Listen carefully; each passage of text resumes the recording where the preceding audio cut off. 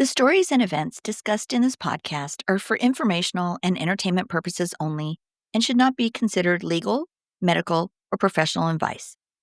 Any names, locations, or identifying details have been changed to protect privacy. Any similarities to actual persons, living or dead, or real events are purely coincidental. The information presented on this podcast is for informational purposes only and should not be considered as professional advice. Always consult with a qualified expert regarding any decisions related to your specific situation. The views expressed by guests are their own and do not necessarily reflect the opinions of the host or the podcast creators.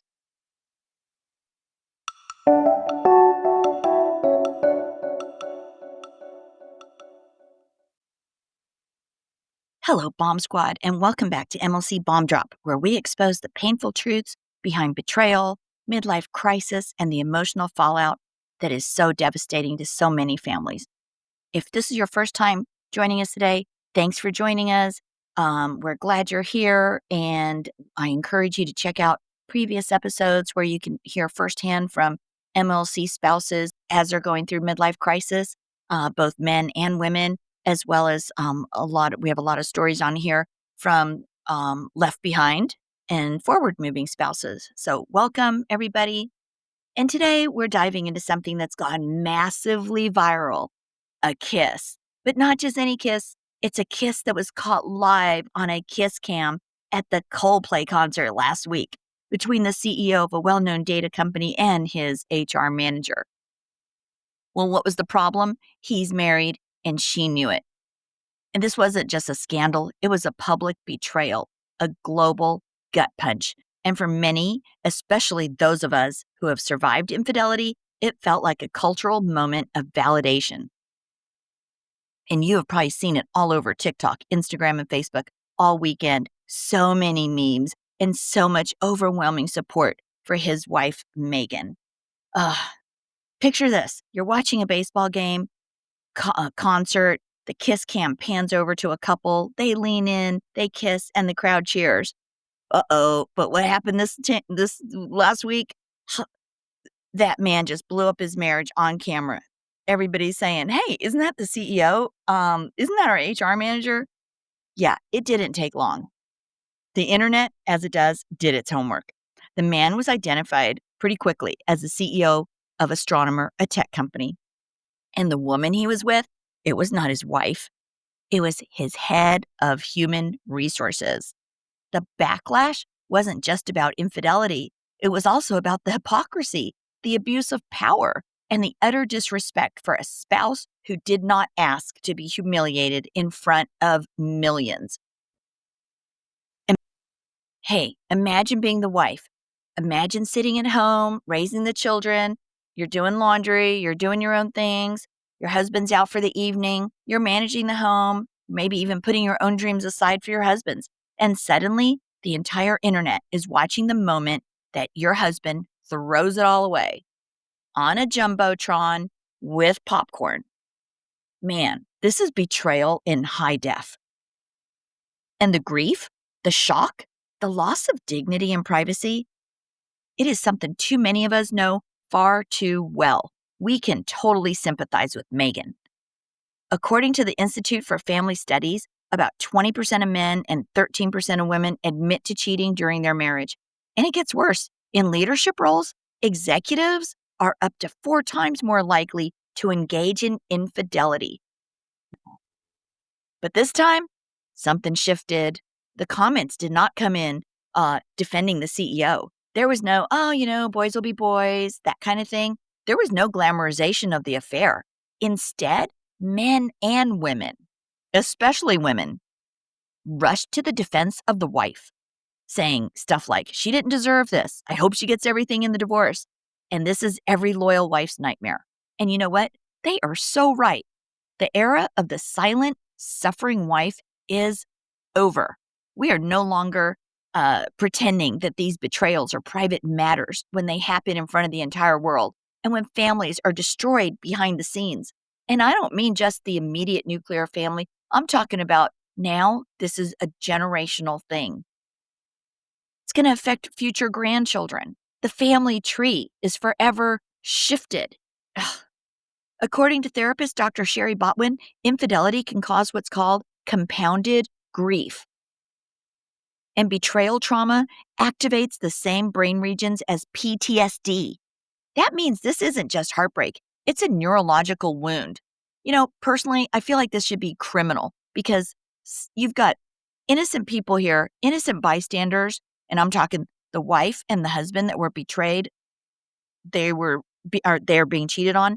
They now have a huge neurological impact, huge neurological wound that was inflicted on them unnecessarily. This is outrageous. PTSD, nobody's going to want to wish PTSD on somebody. So yeah, the CEO made his choices, but so did that woman, the HR manager. She knew he was married. The woman whose job, ironically, was to uphold ethics and compliance. It is deeply inappropriate to pursue or accept the advances of a married man. But especially when you're in a position of power, especially when there are children involved, and especially when you have the full knowledge that your actions are going to devastate another woman's life. Who does that? Seriously, who does that, you guys? This is not romantic. It's not meant to be. They are not soulmates. It is cowardice. It's entitlement. And yes, it's emotional abuse. And not just toward the spouse, but towards the family, the workplace, and every man or woman who has ever been blindsided by betrayal. Another study found that 1 in 4 companies has dealt with fallout from inappropriate relationships between leadership and staff, and 22% of workplace affairs involve power imbalances, often between an executive and someone in HR or under their authority. Well, what made this so viral wasn't just the kiss, it was the symbolism. You know, um, the CEO's wife, she didn't make a public statement. She didn't scream or throw drinks or call TMZ. She stayed silent. She removed his last name from her Facebook. She blocked him, and now she went off Facebook. And somehow, that silence that she placed out there spoke louder than the kiss ever could. Because you know what? It reminded us. It reminds us all that betrayal hurts just as much in a mansion as it does in a 2-bedroom apartment. It reminds us that even a CEO can be a coward.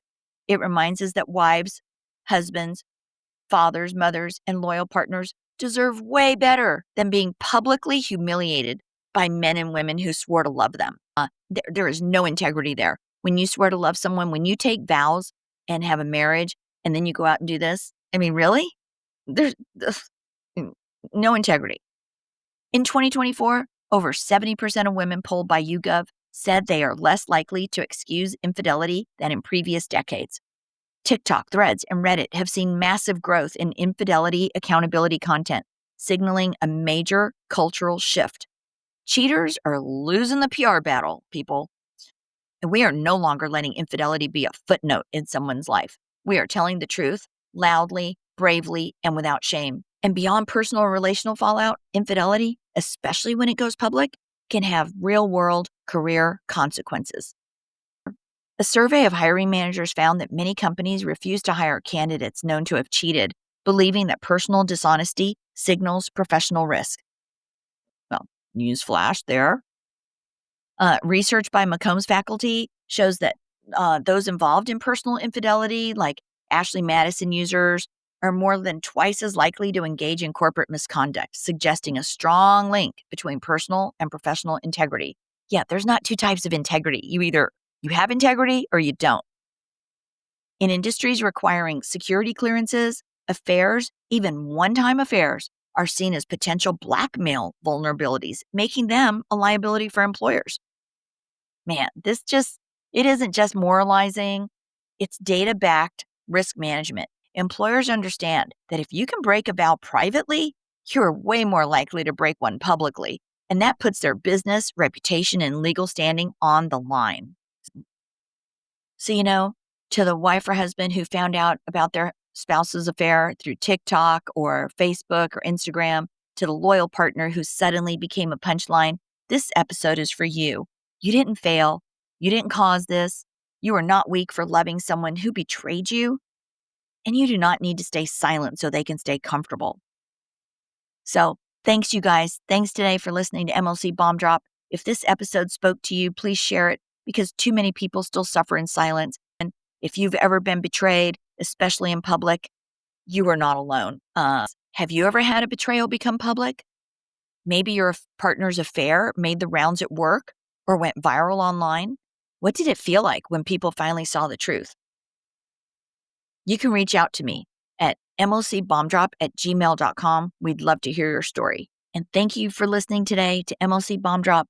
If this episode spoke to you, please share it because too many people still suffer in silence. And if you've ever been betrayed, again, especially in public, know that you are not alone. Stay strong, stay smart, and never let a coward define your worth.